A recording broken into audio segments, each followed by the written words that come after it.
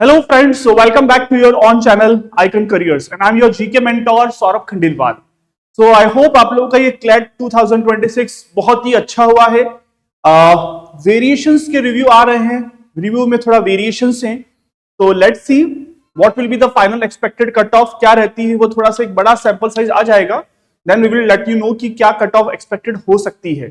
But overall अगर हम देखें तो इस पेपर में लॉजिकल जो क्लैट हमेशा से क्लैट कंसोर्टियम जो हर साल कोई ना कोई एक शॉक देता है, वो इस बार हुआ है लॉजिकल के केस में, क्योंकि बहुत सालों से जब से ये पेपर पैटर्न चेंज हुआ था 120 क्वेश्चंस को लेकर पैसेज बेस्ड क्वेश्चंस आना शुरू हुए, तब तक logical in the same mood में चल रहा था। बट नाउ दिस ईयर पहला बार चेंज किया गया है लॉजिकल के अंदर, और लॉजिकल को इस बार कर दिया पूरा एनालिटिकल। तो जो नॉर्मली क्वेश्चंस होते हैं from data arrangement, blood relations, number sequence, ये वाले क्वेश्चन इस बार पूछे गए हैं।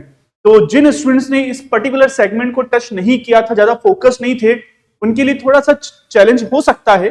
बट अगर किसी स्टूडेंट ने एलिट की तैयारी या सिम्बायोसिस की तैयारी पैरेलली वो स्टूडेंट कर रहा है, तो उनके लिए क्वेश्चंस आई होप मैनेजेबल होंगे। तो स्टूडेंट्स के रिव्यू के according logical is not so much, but analytical is considered as moderate one.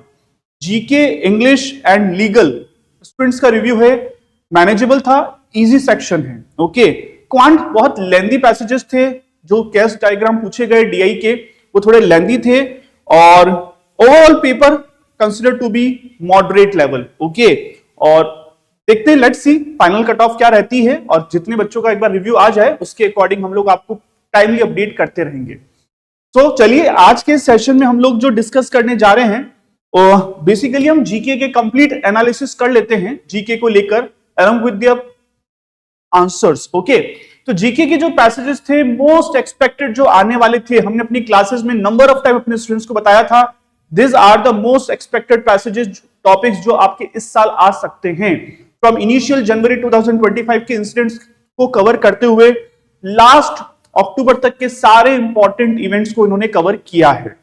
But इस बार क्वेश्चंस का level comparatively easy to moderate level था। तो चलिए let's see, the first passage is based on, definitely बिना tariff के तो इस साल का क्लैट यूजी का पेपर कंप्लीट हो ही नहीं सकता था। तो जिस तरह से ट्रेड वॉर चल रहा है, टैरिफ वॉर चल रहा है यूएस को लेकर, तो उस पर एक पैसेज आया है। Let's see what are the questions and what is basically the correct answers. तो what percentage tariff did President Trump initially impose on Indian imports in 2025? देखो स्टूडेंट्स, वर्ड में क्वेश्चन के पूरे क्वेश्चन के अंदर एक वर्ड हमेशा बहुत आंसर्स को चेंज कर देता है। यहां पर क्वेश्चन बोला गया है इनिशियली, तो initially it was 25%, now it is 50%, क्योंकि बहुत सारा अप डाउन किए गए, बट फाइनली 50% है, बट इनिशियली इट वाज 25%। तो क्वेश्चन नंबर 93 का करेक्ट आंसर हो जाएगा 25। The next one, what strategic reason did Donald Trump cite for penalising India with additional tariff apart from trade imbalance? Definitely हमारा जो दोस्त है, basically हम अपने इंडिया का सबसे फेवरेट और अपना बी लव्ड जो फ्रेंड है वो है रशिया। रिसेंटली व्लादिमीर पुतिन ने भी इंडिया को विजिट किया है, तो उसके कारण से डोनाल्ड ट्रंप ने इंडिया के ऊपर हाई इंपोज किए गए टैरिफ किया गया। तो क्या है आंसर है? India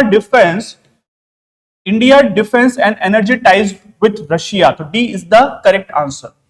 What is the strategic significance of Chabahar Port for India? Definitely अगर चाइना का भी पैसेज होता, पाकिस्तान का पैसेज होता, अफगानिस्तान का पैसेज होता, और डेफिनेटली ट्रेड की बात आती, तो चबाहर और ग्वादर पोर्ट के बिना भी क्वेश्चन पेपर अधूरा होता है। So definitely the connect with the correct answer. Provide trade access to China through Pakistan. Act as counterbalance to China presence in nearby Gwadar port, Pakistan. Definitely answer B is the correct answer. Just to counter the Pakistan influence on the Gwadar port, that's why India Iran में Chabahar port को manage करते हैं। Next one, what is the primary purpose of H1B visa? देखा आपने questions की variation, क्योंकि भले वो यूएस टैरिफ पे पैसेज है, लेकिन उन्होंने चाइना को भी कवर किया, पाकिस्तान को भी कवर किया, तो that is basically the interlinked of the topic. इसको ये कहना बहुत गलत है कि केवल एक ही टॉपिक आया यूएस, नहीं, यहां पर इंडिया पाकिस्तान के रिलेशंस पे भी क्वेश्चन पूछे गए, इंडिया चाइना के रिलेशंस पर भी क्वेश्चंस पूछे गए थे। तो the third question, what is the primary purpose of H1B visa? Exchange visitor visa, employment visa, immigrants visa for permanent resident in the US, or non-immigrant visa that allow US company to hire foreign professionals in the specialized field? The correct answer is definitely D. Next one, what is MAGA? Definitely MAGA पे question बनता ही, क्योंकि यही तो एक campaign थे during the Donald Trump के election के समय। तो सोचो आप, जो डोनाल्ड ट्रम्प के इलेक्शंस हुए उससे भी क्वेश्चंस पूछे गए हैं। तो MAGA is what? Make America great again. तो option number B is the correct answer. Now move on to the next passage. The next passage is based on sports, और स्पोर्ट्स में इस साल के कुछ इंपॉर्टेंट इवेंट्स में रहा है चेस। दिव्या देशमुख, डी गुकेश, अभी 2-3 दिन पहले मैं अपने क्लासरूम प्रोग्राम में बताया था, अगर स्पोर्ट्स में पैसेज आएगा तो चेस ही हो सकता है वो topic.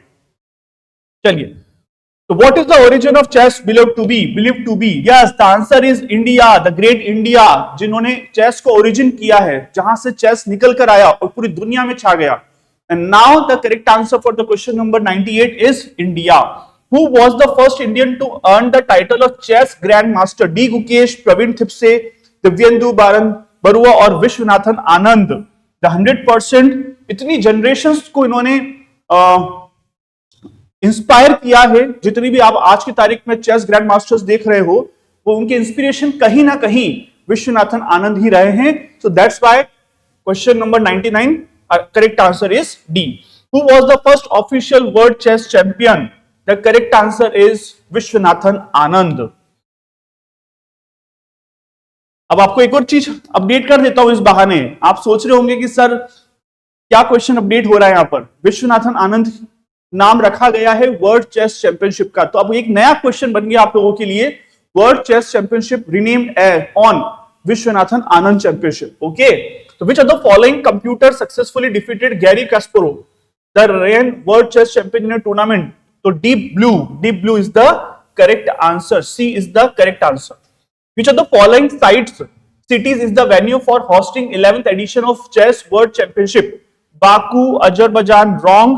The correct answer is Goa, India. India is the correct answer for question number 102. So this is the passage on sports.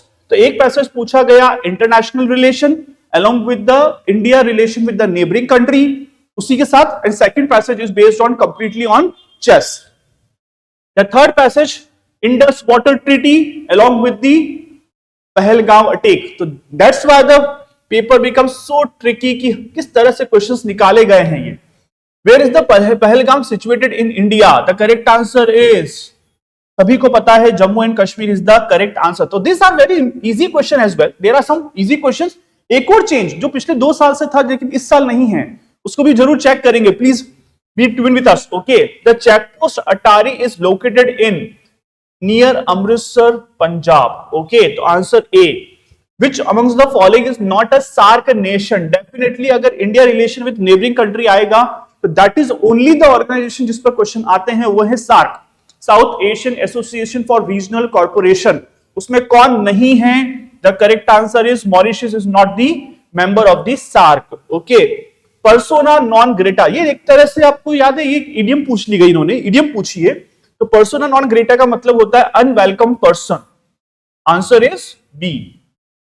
Next one, India के Indus water treaty sign in 1960। Definitely जो issue भी हुआ था जब Pahalgam attack हुआ, उसके बाद भारत ने इंडस वाटर ट्रीटी को ब्रेक किया। तो ये इंडस वाटर ट्रीटी जब 1960 में हुई थी भारत की पाकिस्तान के साथ, तो उसको मीडिएट किसने करवाया था? The correct answer is option number C, world bank, विश्व बैंक के द्वारा ये ट्रीटीज मीडिएट की गई। Which among the following is not the tributary of river Indus? Tapti. Tapti is not the tributary of Indus river. There are 5 rivers. कौन कौन सी है? रावी है, झेलम है, चिनाब है, ब्यास है और सतलुज है। लेकिन Tapti is not basically the tributary of Indus river. Tapti Narmada की एक स्पेशलिटी ये है कि ये वेस्ट फ्लोइंग रिवर है। मेजरली जो भी रिवर इंडिया में फ्लो करती है वो ईस्टर्न फ्लोइंग होती है, जो अरेबियन सी में गिरती है। लेकिन दीज आर फ्यू रिवर्स जो वेस्टर्न फ्लोइंग होती है और वो अरेबियन सी में जाती है, लेकिन rest of the rivers into the bay of Bengal. Okay, next one, question number 109, and this is the passage on SCO। Last year जैसे ब्रिक्स पूछा गया था, मोस्ट एक्सपेक्टेड भी था क्योंकि इंडिया में हुआ था 2023 का, लेकिन उस साल नहीं आया। लेकिन पॉसिबली दिस ईयर क्लैट ने इसको जगह दी है, एंड लेट्स सी क्या क्या क्वेश्चंस पूछे गए। ये सारे क्वेश्चंस हमने अपनी क्लासरूम प्रोग्राम में डिस्कस किए थे, each and every passage, each and every questions, और क्वेश्चन बहुत अच्छे पूछे इस बार क्लैट कंसोर्टियम ने।